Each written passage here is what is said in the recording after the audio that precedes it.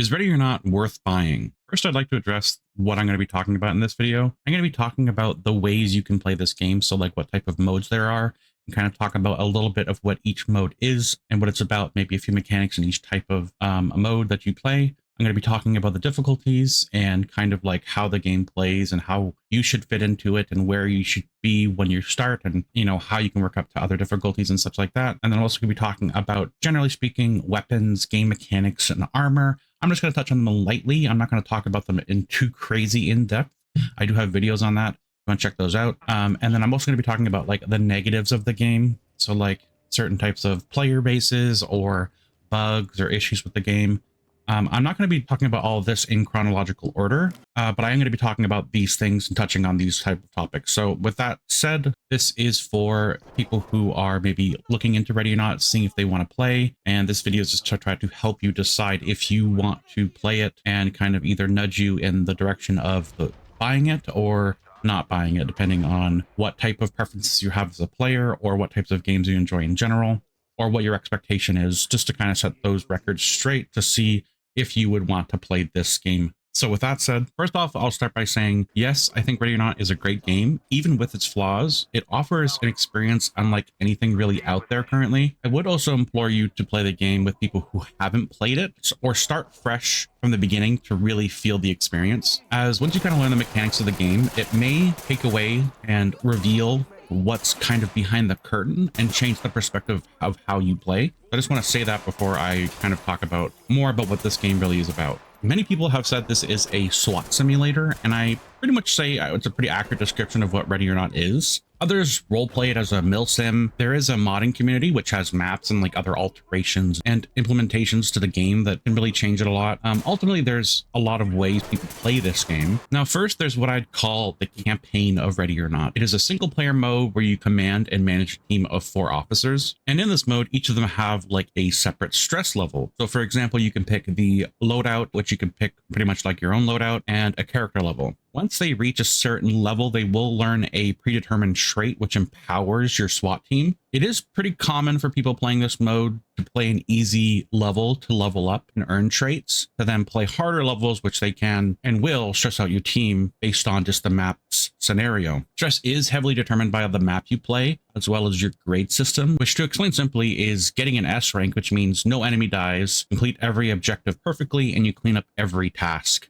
This will net you the best rank and lower the stress on your team. If your team does become stressed, they become in crisis, and you will need to send them to therapy. You can swap out your officers for other officers on your roster as well. Overall, if you play solo and enjoy some team management, this might be the mode you'd probably play. Now for the other modes, there is quick play, which is basically exactly like commander mode, but simply put, it's just commander mode without the perks, and no need to really look at after your squad's mental health or organize their well-being or levels. There's nothing like that. So onto multiplayer. Multiplayer is probably the primary avenue in which most people will play the game. Playing with 4 teammates, either that be random or friends, can be a really awesome experience in this game. Although, much like in any game, you do have trolls and team killers. So if you are doing public matches, it's not going to be as consistent.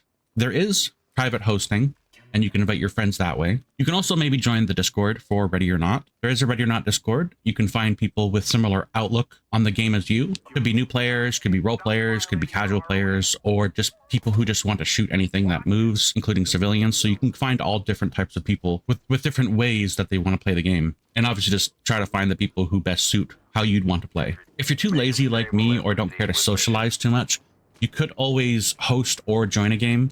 While some people might say you need to have a microphone or behave in a certain way or they'll kick you, other times when playing with other people, they might run in, they might think they're playing Call of Duty and die immediately and then leave the game. That's pretty common, especially on hard mode. For a generally better experience of the game when hosting and joining public games, I do recommend hosting so you can control the dynamic of your experience. There are many with and without mics who are very hungry for leadership, or at least someone who wants to enjoy the game alongside you in that like core co-op experience. There is a lot of people who enjoy doing challenge runs as well. So like things like pistol only, no armor, or no hit runs, for example. There are also many other creative challenge runs, like only using weapons from an older era of SWAT, for example. And then from the modding community, there are even games that allow you to essentially flood the map with a bunch of suspects that have knives and kind of act like a zombie simulation, if that's your thing too. There are a lot of like options for the modding section of this game. Now, there are 3 difficulties: casual, standard, and hard. I recommend pretty much always playing on standard when it's with people, unless you are very new to shooters. Casual is very forgiving for anyone new to shooters or want to learn the game before stepping forth into a bit more depth when on standard. While standard is the mode that will progressively see you facing more and more of a challenge as you play through the game, it is the first mode I'd recommend playing, as hard mode, which is a whole nother beast entirely, which I will discuss in a bit more depth later. As for hard mode, it's simple, maybe easy at first for many who might be above average in skill. The rug will be pulled from underneath you when the difficulty spikes in the later levels drastically. Like, standard difficulty is a really good balance of growth for difficulty. It allows you to learn the mechanics early, as the game does get progressively harder. It can be difficult for some if people are impatient or aren't utilizing game mechanics or intelligent positioning. And then when it comes to hard mode, I often see many struggling with its difficulty. It's the only mode I really play on, so I see a lot of this. It's extremely common to see people leaving or dying within the first minute of the map. Also, their technical skills or lack of gameplay knowledge is pretty prevalent, as they seem to be dying to simple and like easily fixable adjustments in their gameplay. So definitely steer clear of hard mode unless you are really drawn to suffering. Of course, there are a few people who will say hard mode isn't that difficult. Then again, of course, I would say to them, obviously, it would be very likely that they play other similar games or have been playing Ready or Not for a very long time. Much like someone riding a bike, it's easy once you've done it, but give a dog a moving car and it'll chase it, stop the car, and it won't know what to do with it, much like this metaphor. Then when it comes to the gameplay itself, on commander mode and quick play, you will need to manage and direct your squad to do various commands like breaching, clearing, general commands like securing civilians or suspects. They aren't the most competent as of the making of this video. They do have their moments of usefulness. Many will choose to go in first, then once they're injured, having them breach through the rest of the remainder of the map is usually a common strategy. It's important to note, on hard mode difficulty, they really are more of a liability a lot of the time due to the complexities of the environment and the inability to like comprehend the situation. But just know, while they can do most of what they're told, other times, especially with wider open areas or locations with more complex geometry, they will struggle and it'll become very apparent very quickly. Onto the weapons and gadgets, there are a few ways to play and enjoy this game. But first, we should probably look at how things are graded. Anything lethal will naturally net you a lower score.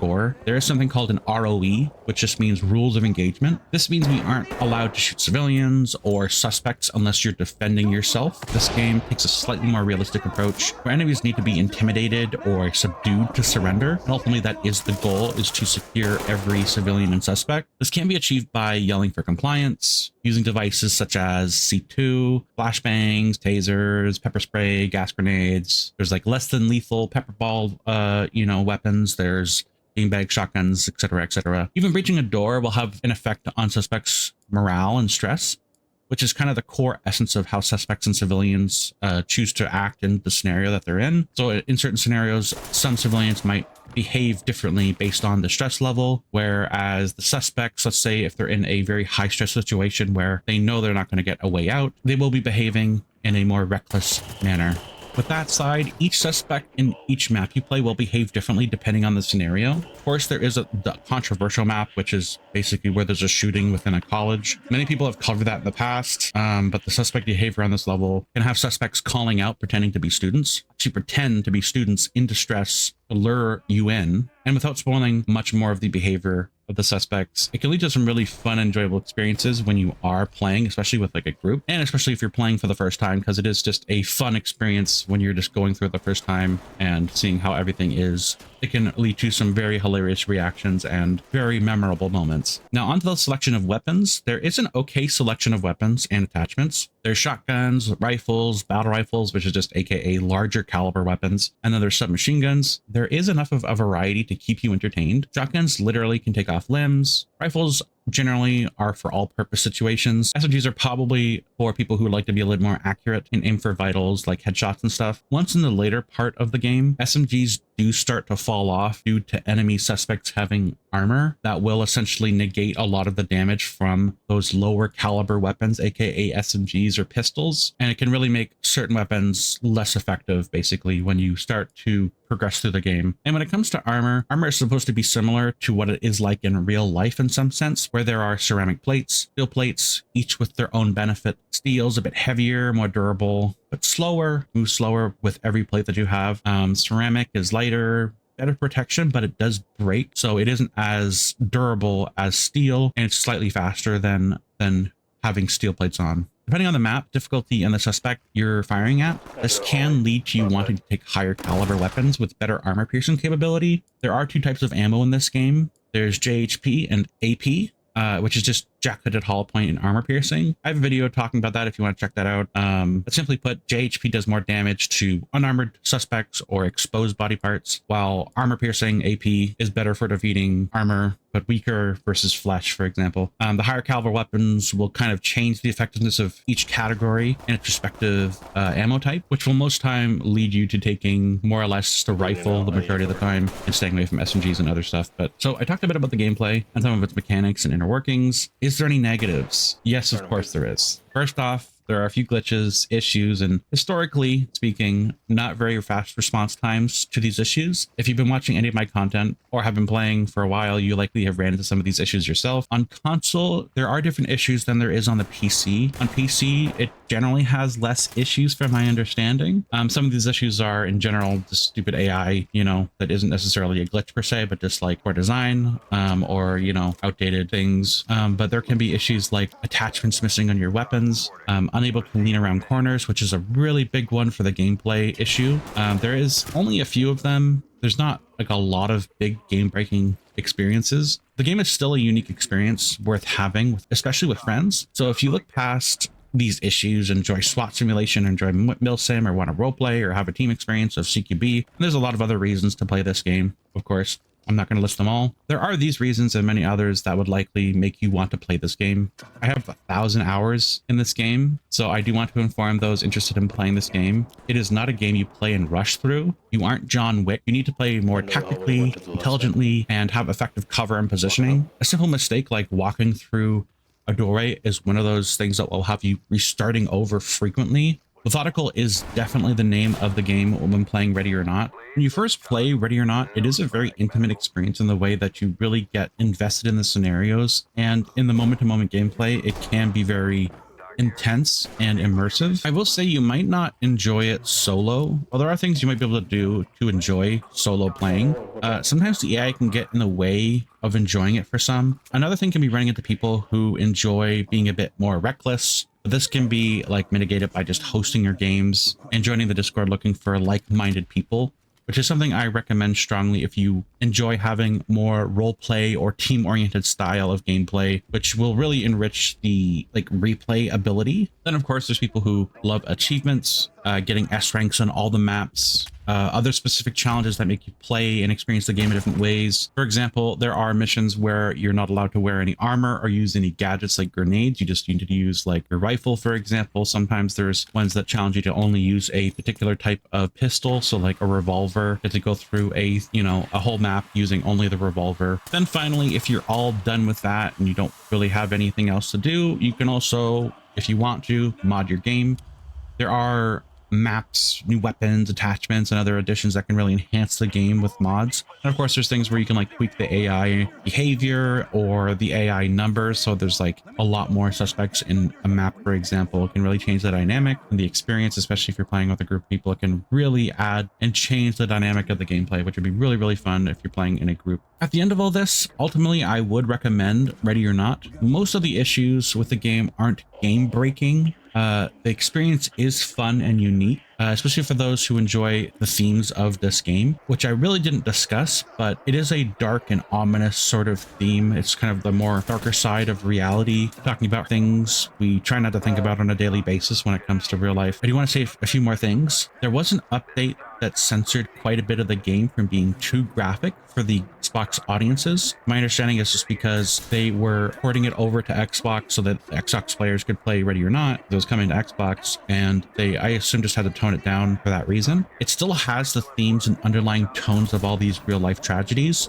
essentially just with less nudity and like graphic displays of R-rated things. There's a lot of videos out there talking about it already. Ultimately, it won't change the perspective on the experience of Ready or Not too much, as like the core gameplay experience of the game is still there. The storytelling devices of the game won't be as graphic, basically. Functionality wise, it won't change how you play the game. And I do love this game. It has a lot to offer. I have made a good amount of content about this game, so if you do decide to buy it and need more in-depth breakdowns or assistance to how to approach the game or in some informative tips or whatever, I have a lot of that already on my channel and will be continuing to make Ready or Not content until this game ends or if it starts to become unfun for whatever reason. Also, if you do have any questions about the video or the game, honestly, just ask in a comment below.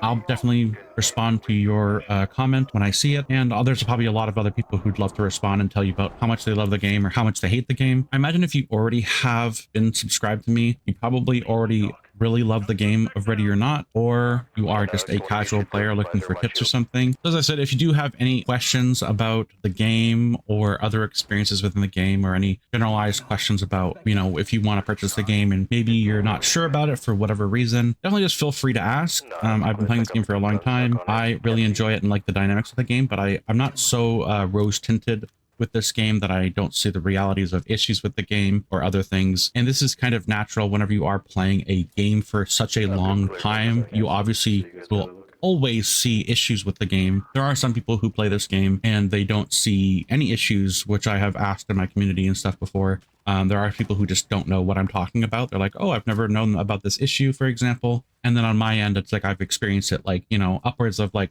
20 times, for example. So if you have any questions or need any clarification about this video, or as I said, if you're planning on buying it, just comment below. I'll answer when I can. And as I said, the people who are subscribed to me are generally pretty chill and nice, and probably are willing to talk about anything that you would have a question about. I'm sure once you make a comment asking about the game, people will be telling you every which way of why you should buy it or why you shouldn't. I know some people who might have left and stopped playing the game for certain issues for whatever reason. A lot of the time, the game itself is such a rich game where it's an incredibly immersive game that doesn't really exist anywhere else in its current space right now. There are games similar to this, and there were games back in the day very similar, like SWAT 4, to my understanding. I've never played it, but that is a common comparison to Ready or Not. It's always going to be SWAT 4 was a very common comparison. But yeah, let me know what everybody else thinks about, you know, do you think you would recommend this game to other people? Would you recommend Ready or Not to other people? Let me know what you guys think in the comments. With that said, thank you for watching and have a good day. As I said, Shield, sometimes you can die when there's C2 on the door. So, oh, kill him. Blow it. Oh. Yeah, that was unfortunate.